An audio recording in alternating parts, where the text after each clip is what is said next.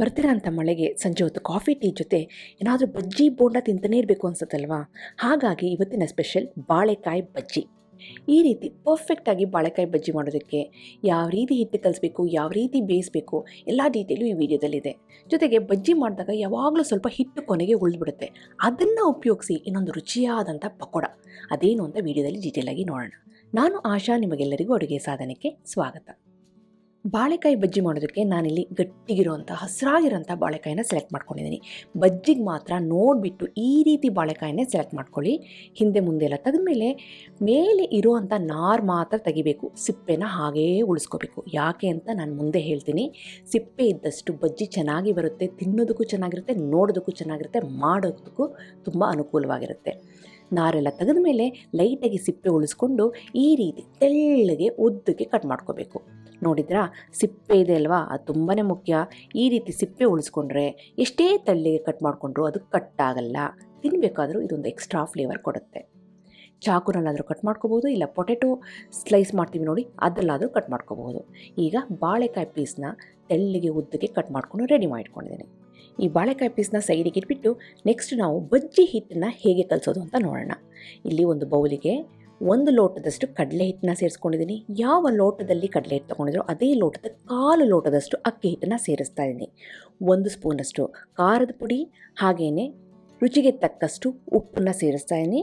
ಸ್ವಲ್ಪ ಕಲ್ಲರಿಗೋಸ್ಕರ ಅರಿಶಿನ ಪುಡಿನ ಸೇರಿಸಿ, ಈ ಬಾಳೆಕಾಯಿನಲ್ಲಿ ಗ್ಯಾಸ್ ಇರುತ್ತೆ, ಕಡಲೆ ಹಿಟ್ಟಲ್ಲಿ ಗ್ಯಾಸ್ ಇರುತ್ತೆ, ಹಾಗಾಗಿ ಇಲ್ಲಿ ಒಂದು ಅರ್ಧ ಸ್ಪೂನಷ್ಟು ಅಜ್ವೆನ ಈ ರೀತಿ ಚೆನ್ನಾಗಿ ಉಜ್ಜಿ ಸೇರಿಸ್ತಾ ಇದ್ದೀನಿ. ಇದು ಒಳ್ಳೆ ರುಚಿನೂ ಕೊಡುತ್ತೆ, ಘಮಘಮನೂ ಕೊಡುತ್ತೆ, ಆರೋಗ್ಯಕ್ಕೂ ಸಹ ಒಳ್ಳೆಯದು.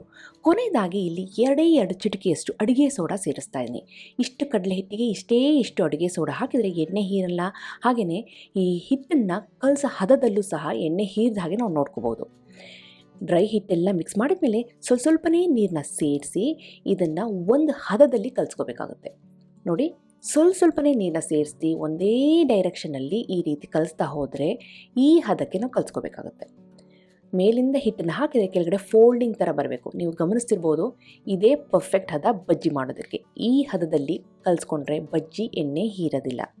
ನೋಡಿ, ಇನ್ನೊಂದು ಮೆಥಡ್ ಏನು ಅಂತಂದರೆ, ಈ ರೀತಿ ಬೆರಳನ್ನು ಹಿಟ್ಟಿನಲ್ಲಿ ಹಾಕಿ ಎತ್ತಿದರೆ ಬೆರಳು ಚೆನ್ನಾಗಿ ಕೋಟಾಗಿರಬೇಕು, ಹಿಟ್ಟು ಸ್ಲೋ ಆಗಿ ಬೀಳಬೇಕು. ಈಗ ಇದು ಕರೆಕ್ಟ್ ಹದದಲ್ಲಿ ಬಜ್ಜಿ ಹಿಟ್ಟು ರೆಡಿಯಾಗಿದೆ.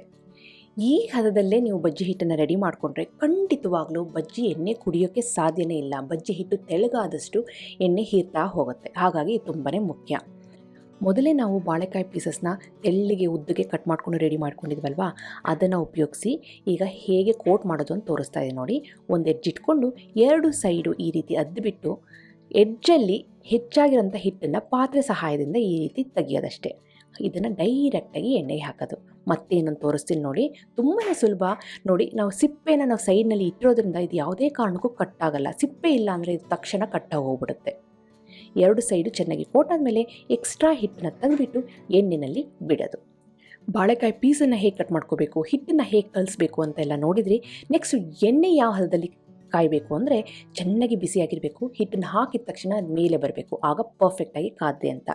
ಚೆನ್ನಾಗಿ ಕಾದಿರೋ ಅಂಥ ಎಣ್ಣೆಗೆ ಫ್ಲೇಮ್ನ ಹೈಯಲ್ಲಿ ಇಟ್ಕೊಂಡು ಈ ರೀತಿ ಬಾಳೆಕಾಯಿ ಪೀಸ್ನ ಹಿಟ್ಟಲ್ಲಿ ಅದ್ದಿ ನಾವು ಬಿಡಬೇಕಾಗತ್ತೆ. ಎಣ್ಣೆ ಪ್ರಮಾಣನೂ ತುಂಬಾ ಮುಖ್ಯ. ಎಷ್ಟು ಬಜ್ಜಿನ ನೀವು ಫ್ರೈ ಮಾಡ್ತೀರಾ ಅನ್ನೋದ್ರ ಮೇಲೆ ಎಣ್ಣೆನ ನೀವು ತೊಗೋಬೇಕಾಗತ್ತೆ. ಸ್ವಲ್ಪ ಎಣ್ಣೆ ತೊಗೊಬಿಟ್ಟು ಅದಕ್ಕೆ ಜಾಸ್ತಿ ಬಜ್ಜಿನ ಫ್ರೈ ಮಾಡೋಕ್ಕೆ ಹೋದರೆ ಆಗಲೂ ಸಹ ಎಣ್ಣೆ ಹೀರೋ ಚಾನ್ಸಸ್ ಜಾಸ್ತಿ ಇದೆ. ಹಾಗಾಗಿ ಇಷ್ಟು ಎಣ್ಣೆಗೆ ಈ ಸೈಜ್ನಲ್ಲಿ 4ರಿಂದ ಅಬ್ಬಬ್ಬ ಅಂದರೆ 5 ಬಜ್ಜಿ ಮಾತ್ರ ನಾವು ಫ್ರೈ ಮಾಡ್ಬೋದು. ಎಲ್ಲ ಬಜ್ಜಿನೂ ಹಾಕಿದ ಮೇಲೆ ಫ್ಲೇಮ್ನ ಮೀಡಿಯಮಲ್ಲಿ ಇಟ್ಕೊಂಡು ಈ ರೀತಿ ತಿರುಗಿಸ್ತಾ ನಾವು ಇದನ್ನ ಫ್ರೈ ಮಾಡಬೇಕಾಗುತ್ತೆ. ಈ ಬಾಳೆಕಾಯಿ ಬಜ್ಜಿ ಸ್ವಲ್ಪ ಫ್ಲ್ಯಾಟ್ ಆಗಿರೋದ್ರಿಂದ ನಾವು ಪದೇ ತಿರುಗಿಸ್ತಾ ಇದನ್ನು ಫ್ರೈ ಮಾಡಿದರೆ 2 ಕಡೆನೂ ಚೆನ್ನಾಗಿ ಬೆಂದು ಒಳ್ಳೆ ಕಲರ್ ಬರುತ್ತೆ. ಈಗ ಎಣ್ಣೆಯಲ್ಲಿ ಗುಳ್ಳೆಗಳು ಕಮ್ಮಿ ಆಗಿದೆ, ಕಲರು ಚೇಂಜ್ ಆಗಿದೆ. ಈ ಟೈಮಿನಲ್ಲಿ ನಾನು ಈ ಬಜ್ಜಿನ ಹೊರಗಡೆ ತೆಗಿತಾ ಇದ್ದೀನಿ. ಇದೇ ರೀತಿ ಎಲ್ಲ ಬಜ್ಜಿಗಳನ್ನು ಫ್ರೈ ಮಾಡಿಕೊಂಡು ರೆಡಿ ಮಾಡಿಟ್ಕೊಂಡಿದ್ದೀನಿ. ಇಷ್ಟು ಹಿಟ್ಟಿನಲ್ಲಿ ಸುಮಾರು 8ರಿಂದ 9 ಬಜ್ಜಿಗಳಾಗಿದೆ. ನಾವು ಯಾವುದೇ ಬಜ್ಜಿ ಮಾಡಿದರೂ ಕೊನೆಗೆ 1ರಿಂದ 2 ಸ್ಪೂನಷ್ಟು ಹಿಟ್ಟು ಉಳಿದುಬಿಡುತ್ತೆ, ಬಜ್ಜಿ ಹಿಟ್ಟು.